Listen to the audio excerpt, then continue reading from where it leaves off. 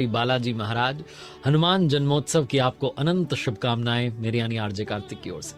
5 ऐसे प्रसंग, 5 ऐसी कथाएं आपको हनुमान जी की सुनाने जा रहा हूं जो संभव है आपने ना सुनी हो। पहली कथा से प्रारंभ करते हैं हनुमद रामायण।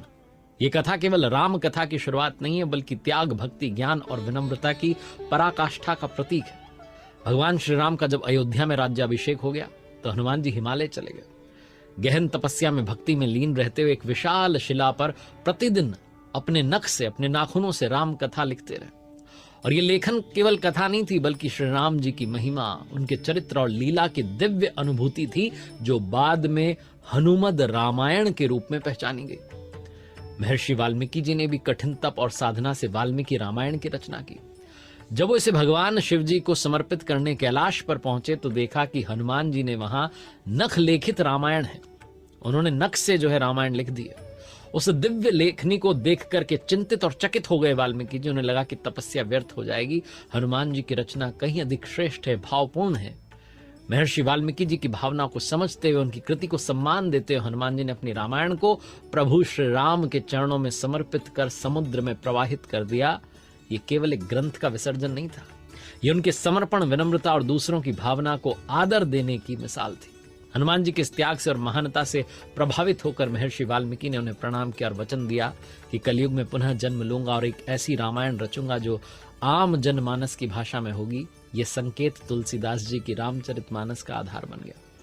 कहा जाता है कि कालिदास जी के समय में समुद्र तट पर एक रहस्यमयी पट्टलिका, शिलालेख मिली, जिसे विद्वानों के अध्ययन हेतु सार्वजनिक रूप से टांगा गया। कालिदास जी ने उसकी लिपि को समझा और जान लिया कि साधारण लेख नहीं है, हनुमद रामायण का अंश।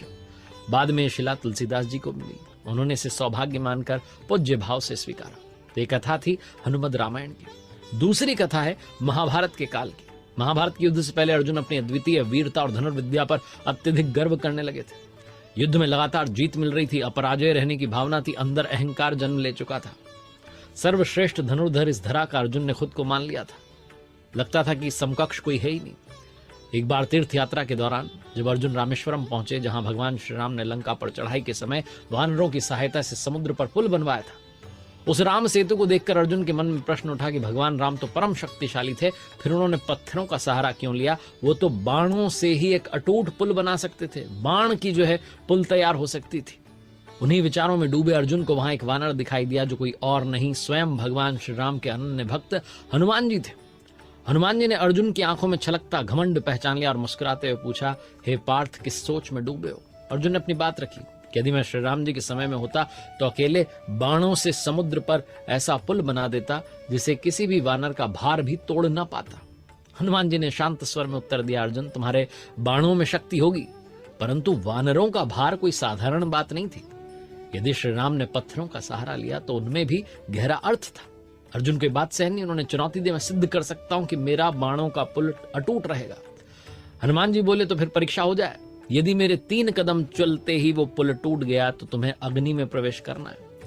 अर्जुन ने स्वीकृति दी, तीरों से एक सुंदर पुल बन गया। हनुमान जी ने श्री राम जी का स्मरण किया, पहला कदम रखा, पुल थोड़ा डगमगाया।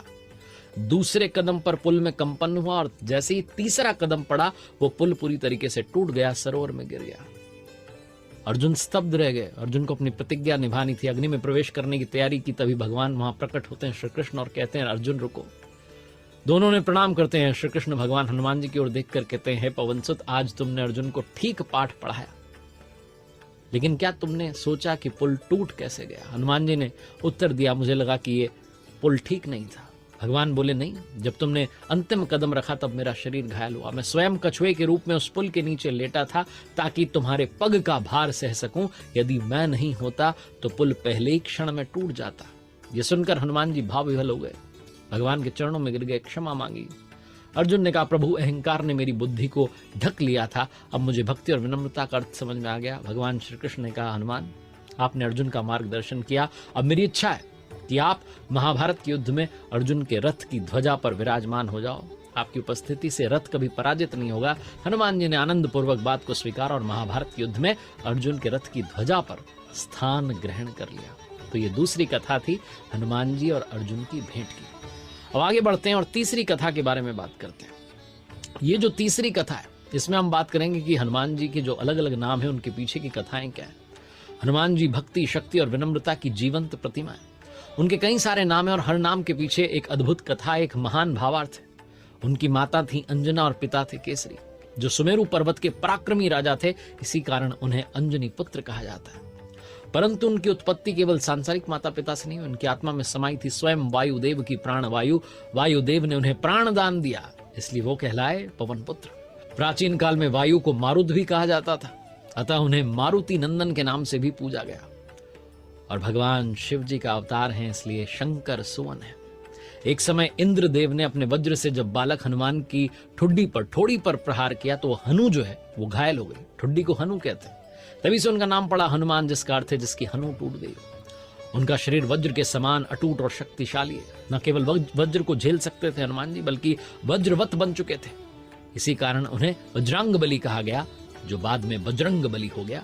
वज्र जैसा शरीर और असीम बल से युक्त महान वीर। चौथी कथा है जहां भगवान का भक्त से युद्ध हो जाता है। एक ऐसी विलक्षण कथा है जहां भगवान श्री राम को अपने ही परम भक्त हनुमान जी से युद्ध करना पड़ा।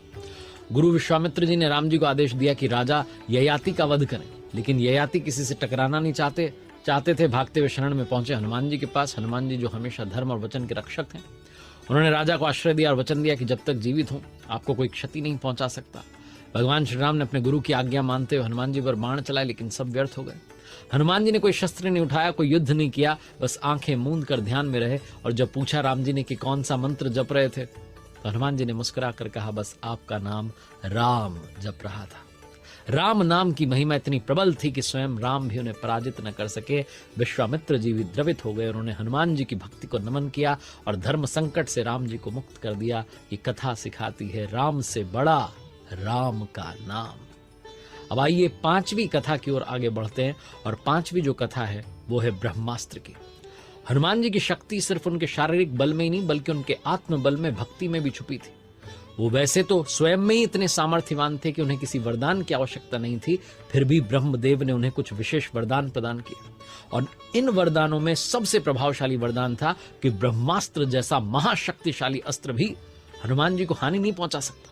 ये वरदान उस समय अत्यंत उपयोगी साबित हुआ जब रावण की अशोक वाटिका में हनुमान जी ने लंका में तहलका मचा दिया था। लंका के सैनिकों ने उन्हें रोकने के लिए ब्रह्मास्त्र का सहारा लिया, लेकिन ब्रह्मा जी का आशीर्वाद था कि यह दिव्य अस्त्र भी हनुमान जी पर प्रभाव नहीं डाल सका। ये प्रसंग केवल उनकी शक्ति की कहानी नहीं है, बल्कि ये दिखाता है कि सच्ची भक्ति, संकल्प और आशीर्वाद से कोई भी अस्त्र निष्फल हो सकता है। हनुमान जी की कथाएं हमें बताती हैं कि शक्ति से बढ़कर होती है श्रद्धा, और भक्ति में इतनी शक्ति होती है कि प्रभु का आशीर्वाद सदा आपके साथ हो जाता है। हनुमान जी न केवल राम जी के दास हैं, बल्कि उनके आत्म स्वरूप हैं, जहां भक्ति और भगवान एकाकार हो जाते हैं। ऐसे भक्त की भक्ति को नमन जो स्वयं भगवान हो गए। भगवान हनुमान जी को प्रणाम करते हुए यही मंगल कामना करता हूं कि सभी के जीवन में बहुत सारी प्रसन्नता सदा बनी रहे, प्रभु कृपा बनी रहे। जय जय श्री सीताराम, जय श्री बालाजी महाराज।